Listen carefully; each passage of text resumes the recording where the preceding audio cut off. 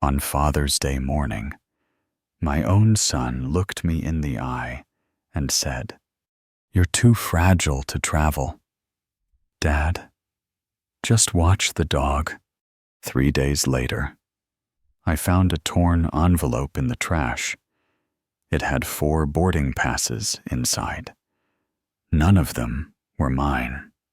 By Tuesday, they were sipping wine in Athens, and I was alone in a house I paid off, feeding their golden retriever like the hired help.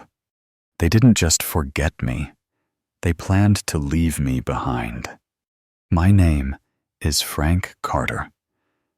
I'm 72, retired CEO, 40 years running one of the largest private energy firms on the West Coast. I built pipelines, power grids, and a net worth most people only dream of.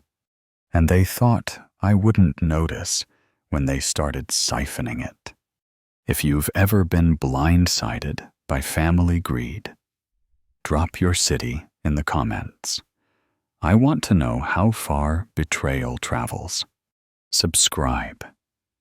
Because the twist, I didn't raise a thief, but I did raise someone who thought I'd never fight back. It had rained the night before, just enough to pull that scent of wet leaves and resentment up from the ground. I stood at the edge of the driveway, waving goodbye to their taillights, hand still raised, heart slowly lowering. Greg laughed as he shut the SUV trunk. His wife, Caroline, tossed me a printed reminder sheet like I was one of the cleaning staff. Twice a day, Max likes his salmon treats. Oh, and don't forget to double lock the doors. She said it like she was doing me a favor. The girls didn't even roll their windows down. Emma was on her phone, filming. Lucy didn't even glance back. I stood on the same driveway where I once taught Greg to ride a bike. Now, I was just the man who stayed behind. That night, I fed Max, cleaned their dishes, poured myself 2 fingers of scotch, not to celebrate, just to remember I could. The house didn't feel like mine anymore. Smart lights, minimalist decor, no trace of Linda's warmth in the curtains or the couch pillows, just blinking Wi-Fi routers and the quiet sound of someone else's priorities. They'd left me with their garbage, and a fridge full of pre-measured meal kits, like I was a house sitter, not their father, not the man who'd built all of this with cracked hands and missed birthdays, just a shadow of someone they used to need. The next morning, everything shifted. I wheeled the trash bin to the curb and saw it. Half poking from a paper bag, a white envelope with a travel agency logo. 4 boarding passes. Departure. 2 days ago. Destination Athens. Names: Greg, Caroline, Emma, Lucy. Not even a courtesy mention of mine. Not maybe next time. Not oops. They never intended to include me. I walked back inside with the envelope in hand, set it on the kitchen table like evidence, because that's what it was. I didn't cry. I didn't yell. I made coffee, the kind I drank back when I ran crews in the field. Strong, bitter, real. Then I picked up the phone. Not to call Greg, not to beg for an explanation. I called the travel agency, gave them the reservation number, said I needed to cancel the flights. The girl hesitated. Sir, these tickets were already used 2 days ago. I said, cancel the return flights. Another pause. May I ask why? No. She clicked her keyboard. Done. You'll receive confirmation by email. I said, don't need it. Then I hung up. My hand didn't shake. That surprised me. I spent the rest of that day cleaning. Not because the house was dirty, but because I needed to reclaim something. I folded the laundry Caroline left in the dryer, fed Max, took out the trash again this time, with purpose. Then I opened my old navy duffel. Hadn't used it since Linda passed, still had her luggage tag on the handle. I left it there. Let the memory stay. I packed light, one sweater, one pair of slacks. The blue button-down she always said brought out my eyes. I checked my passport. Still valid. Still me. Then I booked a one-way flight. Destination Athens. Seat economy aisle. No insurance. No round trip. Next call was to my neighbor, Mel. Going somewhere, she asked. Just stepping out for a bit. I said, can you feed Max for a few days? Sure thing. Frank? She said. Good for you. She didn't ask any more questions. That's why I asked her. That night, I sat on the same porch they drove away from. The wind shifted the chimes Linda bought in Santa Fe. She used to say, so the silence doesn't get too loud. I never knew what she meant, until now. But that silence, it was about to become the loudest sound they'd ever hear. Looking back now, I think the moment I became invisible wasn't when they left me behind. It was years before that. You don't just wake up one day and realize your son sees you as a burden. It happens slowly, quietly, like rust behind drywall. First, it was small things. Holidays skipped. Phone calls rushed. Then came the jokes. Don't let Grandpa near the thermostat. Better not let Dad drive at night. Little stabs, said with a smile, designed to land just below the skin. But I didn't push back, because pushing back meant disrupting the peace. And for too long, I believed peace was worth any silence. After Linda passed, I became the constant, the stable one, the one who always showed up. Greg had a career to focus on. Caroline was building her brand. I was retired. Right? So I had time. Time to house sit. Time to babysit. Time to write checks without being asked twice. I paid off Greg's second mortgage when the market dipped.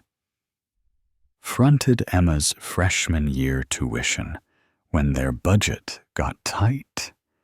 Covered Lucy's braces after their insurance glitched.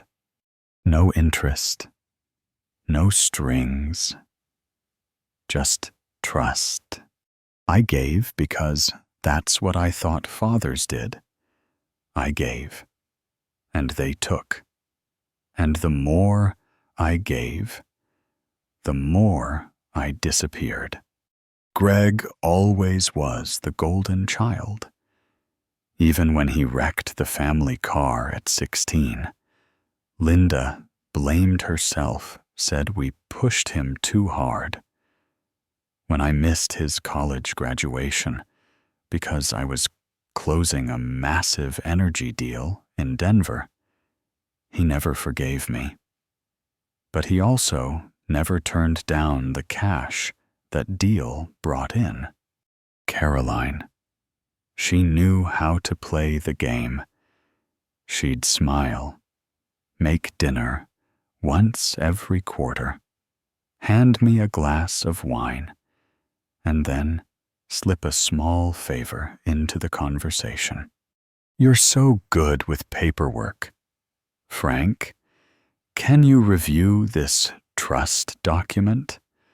Or, we were thinking maybe you could list your name as co-signer. It's just a formality. I nodded. I always nodded. They painted it as practicality. Dad, you're the foundation of this family. Translation. We're building on you, but don't expect a seat upstairs. Meanwhile, I canceled the trip to Yellowstone Linda, and I had been planning for retirement. Put off replacing the roof on my cabin upstate. Skipped the fishing tournament I looked forward to every year. Because Greg needed help with the down payment. Because Caroline wanted to start her wellness company. Because Lucy was applying to Stanford and needed a bit extra for test prep. The sacrifices weren't written anywhere, but they stacked up like invisible receipts only I kept. Every time I thought I was being useful, I was really just being used.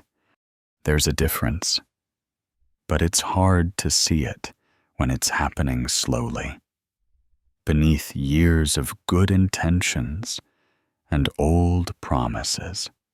The thing about being the constant is people assume you'll never leave, that you'll always answer the phone, that you'll always forgive. But even rocks erode, and even silence has a limit. The day I packed that duffel bag, I wasn't angry. Not yet. I was just done pretending the ledger was balanced. They thought they'd written me out quietly. What they didn't know was I was finally ready to write myself back in, not as the background, not as the bank, but as the man who built the foundation and now had nothing left to lose. I didn't leave out of spite. I left because something in me clicked the moment I held that envelope. It wasn't just 4 missing names. It was proof. Proof that I wasn't forgotten. I was excluded deliberately. And once you stop excusing people, the patterns get clearer. That same morning, after canceling their return flights, I poured another cup of coffee and sat down with my laptop, not to check the weather in Athens, but to check something far colder. My finances. I hadn't reviewed the full portfolio in over a year. Greg had insisted we streamline everything when Linda passed. He said it was easier if he and Caroline helped with estate planning. Said it was just temporary until things settled, so I'd handed over a few passwords. Nothing major at the time, or so I thought. The Fidelity dashboard took a moment to load, but when it did, my stomach turned. The beneficiary list had changed. My name was still there, but under it, a new secondary, Caroline Hart Carter. Effective date, 11 months ago. That wasn't the plan. Linda and I had set it to transfer into a charitable trust. We even signed the documents in front of a notary. But there it was, a digital rewrite. I clicked over to the Transactions tab. $22,000 moved into a brokerage called Hartwell Strategies. Memo consulting retainer. I'd never hired a consultant in retirement, and I sure as hell didn't authorize that transfer. Another withdrawal, $4,500 to a crypto exchange. Then another $200 for executive travel planning. Every charge carried the same subtle signature professional terms with personal intent. I sat back, stared at the screen, and finally let the silence in the house confirm what I already suspected. They'd been siphoning me quietly, one polite lie at a time. Still, I wanted to be sure, so I opened the shared drive Greg once set up for family documents. The password still worked. Inside were PDFs, scanned forms, tax files, things I barely remembered authorizing. And there, tucked in a folder labeled Healthcare Planning, was a power of attorney, signed, dated, stamped. My name, but not my signature. I zoomed in. It looked close. The loop on the F was nearly identical. But Linda always said I signed my name like I was late to something. This was too neat, too rehearsed. And below it, a witness line. Signed, Caroline Hart. They didn't just forge my signature. They witnessed the forgery. That was the moment the weight dropped. This wasn't forgetfulness. It wasn't a misunderstanding. This was a coordinated theft. I closed the laptop and stared out the window. Max lay curled at the foot of the couch, tail twitching. The wind moved the chimes again. Linda's voice echoed in the back of my mind. They don't have to hit you to hurt you. I reached for my phone. Not to confront them. I wasn't ready for that yet. Instead, I called an old colleague, Richard, former CFO of my company. He answered on the second ring. Frank. Everything. All right. I told him what I'd found. The travel plans, the transfers, the POO. He didn't interrupt, didn't rush to conclusions. When I finished, he only said one thing. You need to pull full transaction logs, all accounts, and don't let them know you're looking. So I did. Over the next few hours, I downloaded everything: bank records, investment histories, property deeds, and buried in those numbers, between notations and ACH codes, the truth took shape. $243,780 siphoned over 14 months, spread out in small, undetectable movements. shell accounts, LLCs, crypto wallets, all under the guise of help. That evening, I opened a bottle of scotch Linda bought for our anniversary 6 years before she passed. I'd been saving it for something important. This felt important. I didn't drink to mourn. I drank to mark the moment I stopped being the mark. They thought they could erase me from the story. What they didn't realize, I was just getting ready to write the next chapter. The more I followed the money, the clearer the story became. But it wasn't just a story about dollars. It was about trust, how easy it is to spend when you never earned it. That night, sitting alone in the living room, I spread every document across the dining table: tax returns, bank statements, property deeds, a crime scene made of paperwork. I started with what happened today, the surface layer. Just hours ago, I'd canceled their flights. I'd packed my duffel, called Mel, and walked away without a word. It felt good, in a cold, surgical way. But I knew instinctively this wasn't the end. This was just the first incision.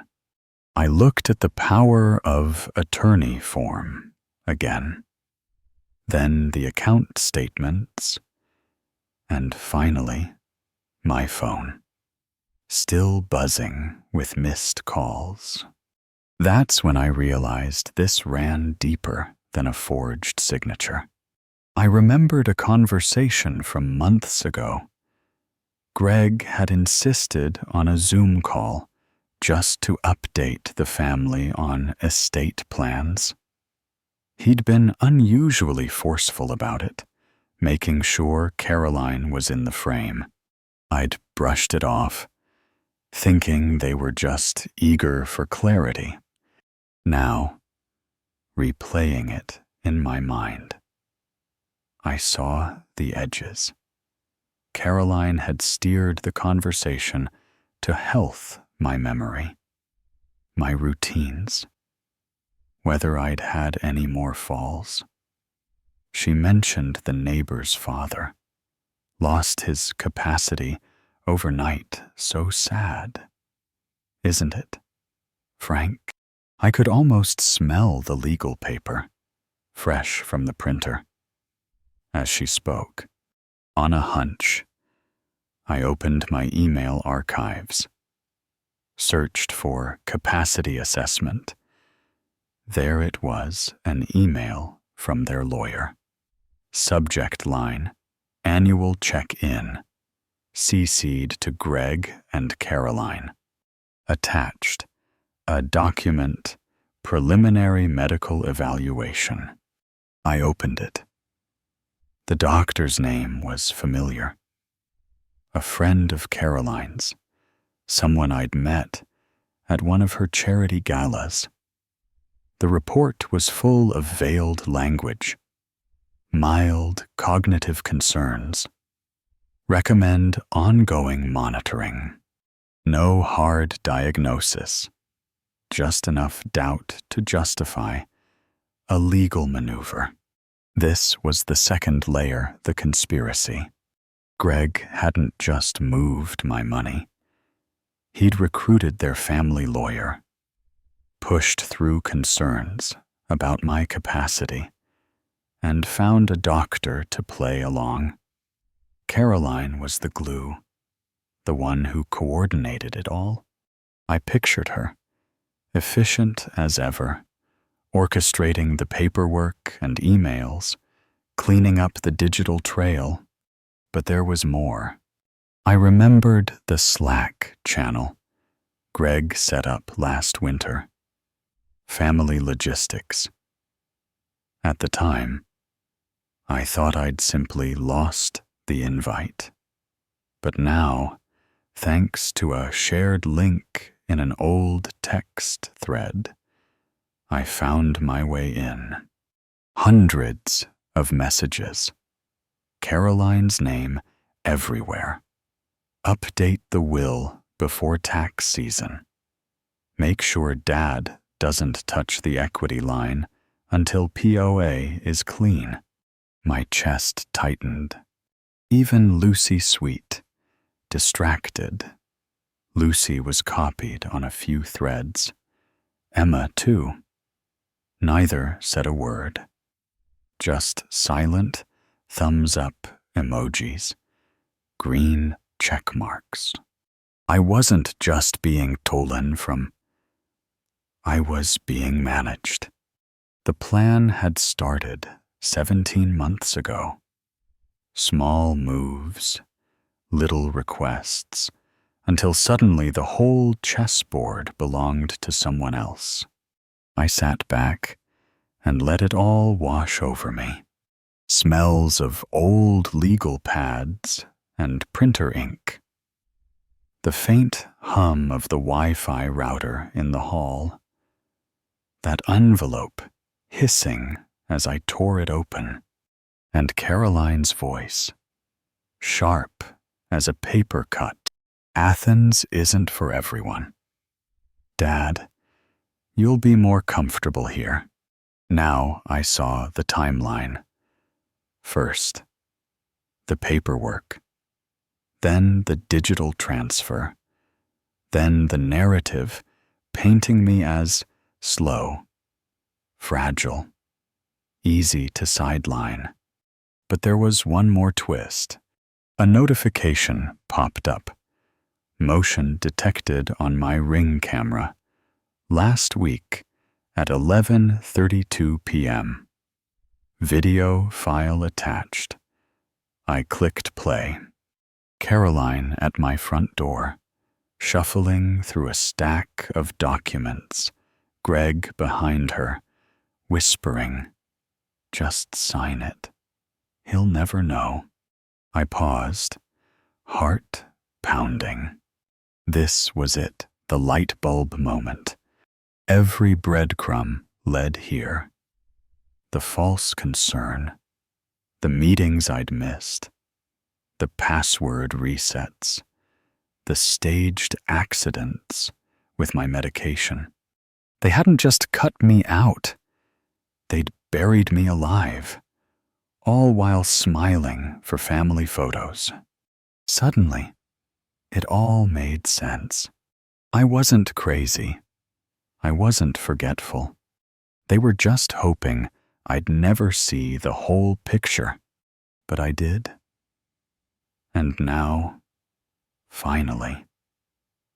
So would they. I didn't storm in. I didn't yell or threaten or demand an explanation. That's not my way. If life has taught me anything, it's that power rarely needs to raise its voice. So I took a breath, made a list, and started gathering everything I'd need. This wasn't about revenge. It was about reclaiming what was rightfully mine and making sure they could never do it again. First, I pulled every digital receipt I could find, logged into my Chase account, exported a full year of statements. Same with Fidelity, same with Coinbase. Every login, every transaction, every strange transfer I'd ignored or rationalized now had a date, a time, and a number. Then I went back to the evidence. The Ring footage, the emails, the family Slack. I downloaded every message, took screenshots, saved copies to an external drive, then hid it in a safe deposit box at a bank only I knew about. Next, I reached out to Richard, my old CFO. Again, he connected me with a forensic accountant he trusted. Within 2 days, we'd mapped the entire web of theft, the shell LLCs, the consulting contracts, even a fake invoice for dog walking services supposedly performed by Caroline's influencer friends. Piece by piece, the truth was assembled into something the courts couldn't ignore. I set up a call with an elder law attorney, someone who'd gone up against banks, brokers, even crooked trustees, and won. She listened to my story, reviewed the files, and said only one thing: we'll handle this quietly, but we'll handle it thoroughly. Together, we filed an emergency injunction at the probate court. I revoked the forged power of attorney with a court-appointed psychiatrist's evaluation, someone who saw right through Caroline's staged concern and put it in writing. Client is fully competent. No evidence of impairment. With that report, the POA was voided, and a freeze was placed on every joint account Greg had accessed. But I didn't stop there.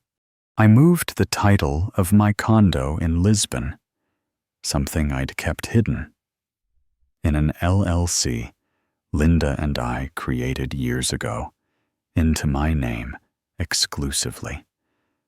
Shifted the trust's assets into a new structure, one Greg and Caroline couldn't touch, even if they tried.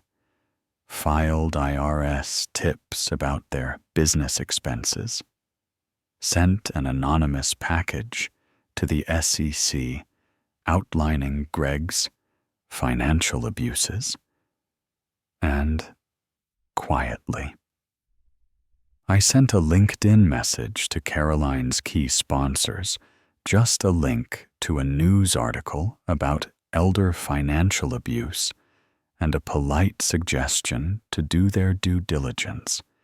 The beauty of it was I didn't have to raise my voice once.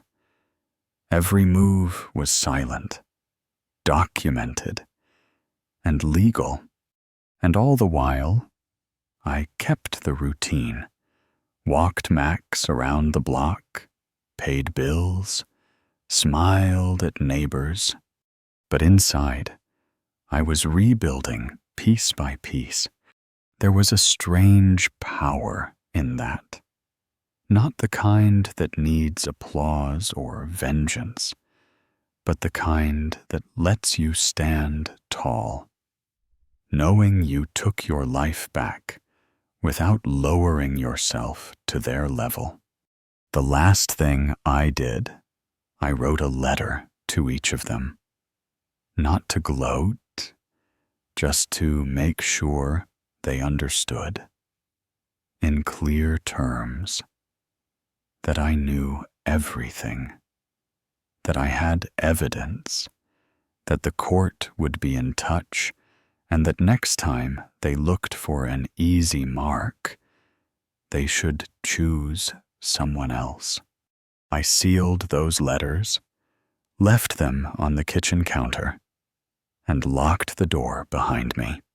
For the first time in years, I walked away by choice. Justice moved quickly once the evidence came to light. Greg's accounts were frozen. His reputation in finance shattered after the SEC investigation began. Caroline's business sponsors pulled out overnight, her face appearing in local news as a cautionary tale of elder abuse. IRS letters, probate court filings, everything became public. They tried to call, to email, even begged for a private meeting. I refused, not out of spite, but out of dignity. For years, I'd been the man they relied on. Now I was the one who set the boundaries. The house sat empty, the old dog at my side. I closed the door, not in anger, but with a quiet sense of peace. 6 months later, my life looks nothing like it did. I live in Oregon now, the coast just a walk away. I spend my days fixing up the local chapel and teaching chess to kids at the library.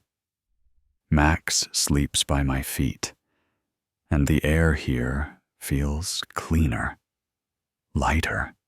Sometimes I get letters, apologies, explanations, but I never respond. My circle is small now, but every friendship is real. Aiden sends me postcards from college, always reminding me there's good worth holding on to. I've learned that blood doesn't always mean loyalty. Sometimes, family is built from trust, not genetics. Would you have pressed charges, or just walked away? Let me know in the comments. And don't forget to subscribe for more stories of justice, healing, and hope.